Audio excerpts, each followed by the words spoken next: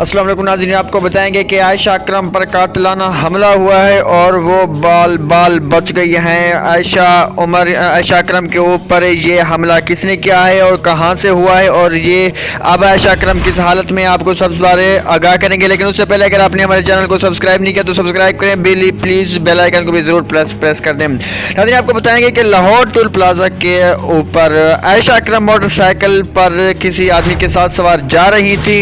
راستے میں انہیں ایک کار ملی جس سے ان کو ٹکر لگی، اور پولیس کے پاس جب یہ کیس پہنچا تو پولیس نے کہا کہ یہ حادثہ ہے۔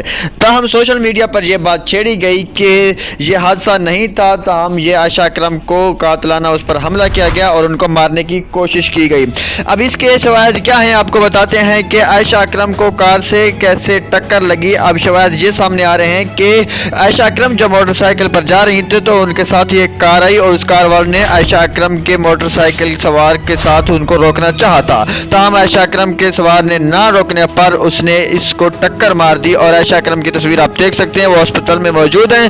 ابھی تک سوشل میڈیا پر یہ بھی کہا جا رہا ہے کہ یہ بھی کوئی ڈرامہ کرنے کی کوشش کر رہی ہے عائشہ اکرم، تاہم عائشہ اکرم اب لاہور کے ہاسپٹل کے اندر موجود ہیں اور ان کو ٹکر لگنے سے وہ شدید زخمی بھی ہیں۔